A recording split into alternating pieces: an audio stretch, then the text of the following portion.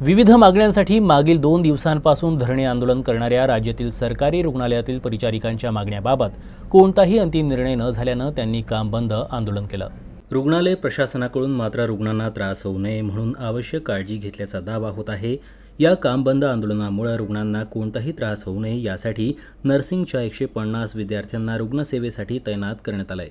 शुक्रवारपासून बेमुदत संप पुकारण्यात येणार असल्यानं त्याचा थेट परिणाम रुग्णसेवेवर दिसून येणार आहे।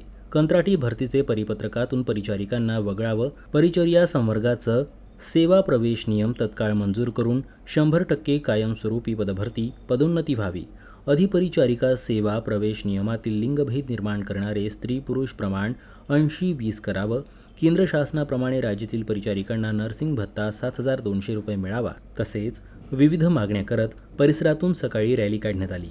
आम्ही महाराष्ट्र राज्य परिचारिका संघटना मुख्यालय लातूर यांनी महाराष्ट्रभर सर्व 45च्या वर शाखांमध्ये राज्यव्यापी आंदोलन पुकारलेलं आहे।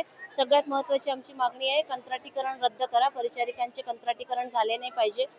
परिचारिकांचे जे बरेच वर्षापासून आर्थिक भत्ते प्रलंबित आहेत ते सर्व भत्ते आम्हाला मिळाले पाहिजे, ज्यामध्ये महात्मा ज्योतिबा फुले जीवनदायी आरोग्य योजनेचा जो भत्ता आहे तो, त्यानंतर शैक्षणिक वेतन वाढ, त्यानंतर अतिरिक्त घरभाडे भत्ता, हे आमच्या आर्थिक मागण्या आहेत। त्यासोबतच आमचा एवढ्या वर्षापासूनचा जो महत्त्वाचा प्रश्न आहे की पदनाम बदल, ते आमचे आतापर्यंत झालेले नाही आहे।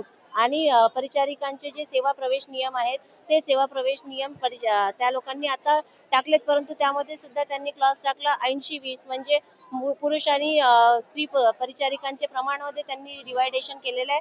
तर आमचा या गोष्टीला संपूर्णपणे विरोध आहे।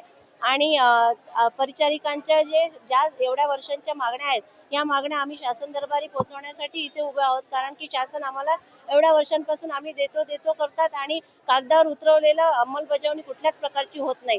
त्यामुळे आम्हाला शासनाला ठणकावून सांगायचं आहे की जोपर्यंत आमच्या सगळ्या मागण्या पूर्ण होणार नाही तोपर्यंत आम्ही या मैदानातून हटणार नाही आहोत।